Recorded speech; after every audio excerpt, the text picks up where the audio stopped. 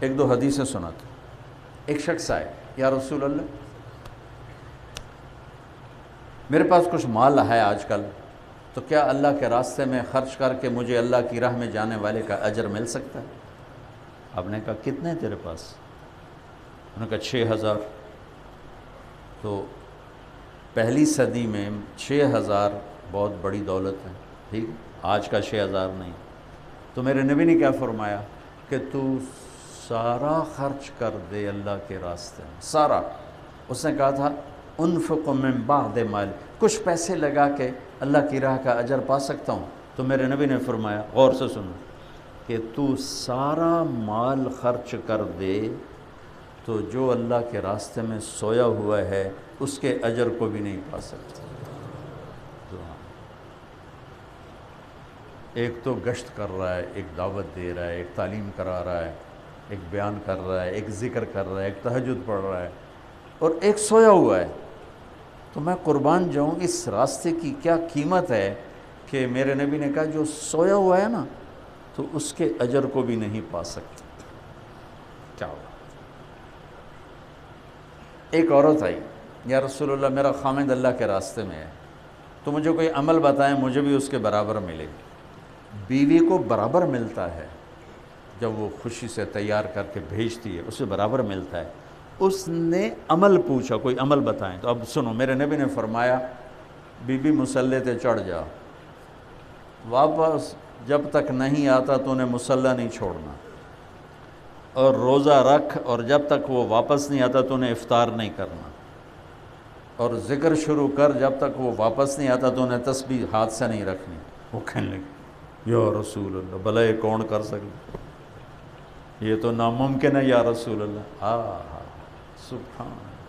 میرے نبی نے فرمایا ولو تو وقت, فرض کرو تو ایسا کر جائے, تجھے اللہ ایسی روحانیت دے دے کہ وہ 6 مہینے نہیں آتا تو 6 مہینے نفل پڑتی رہے, تیرا اتنا لمبا وضو چل جائے کہ 6 مہینے ٹوٹا ہی نہیں, 6 مہینے روزہ ہی نہ افطار کر, 6 مہینے تسبیح نہ چھوڑ.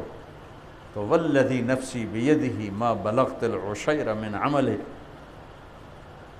مجھے اس ذات کی قسم جس کے قبضے میں میری جان ہے, تو اس کے عمل کا 1000واں حصہ بھی نہیں پا سکتا. یہ تو ویسے ہی ناممکن ہے. لیکن اگر فرض کرو میرے نبی ایسا ہو جائے تو بی بی 1000واں حصہ بھی نہیں پا سکتی.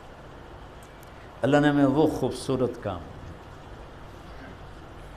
تو ایک دوسرے کو شاباش دیا کرو, تانے نہ دیا کرو. تجھے تو دکان نے بٹھا دیا, تجھے تو بیوی بچوں نے بٹھا دیا, تجھے تو دنیا کی اب لگ گئی ہے. یہ مار دیتی ہیں, یہ باتیں مار دیتی. 1 منٹ کے لیے بھی کوئی آ جائے تو واہ واہ آؤ جی آؤ جی, وہ چیز اس کو ابھار دے گی.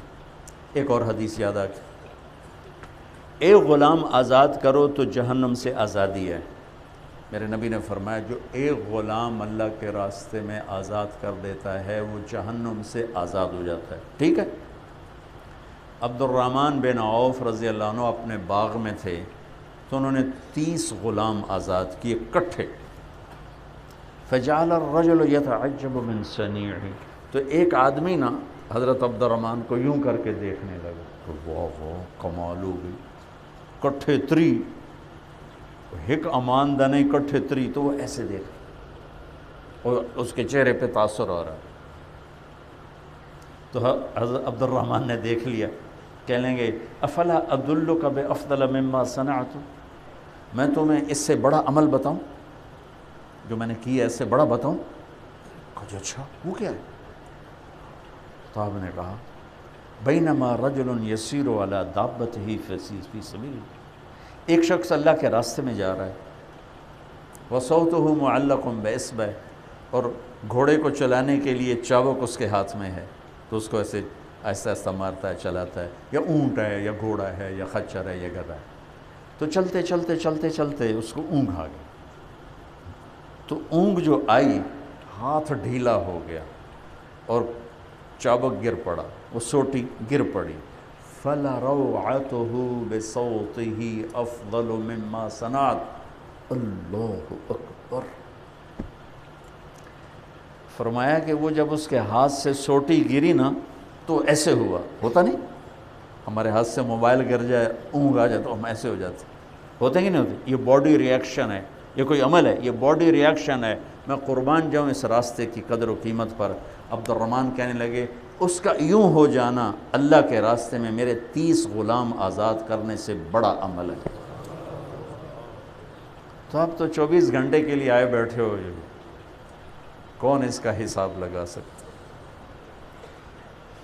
سبحان اللہ، کیا خوبصورت اللہ نے ہمیں گئے گزرے دور میں یہ محنت عطا فرمائی۔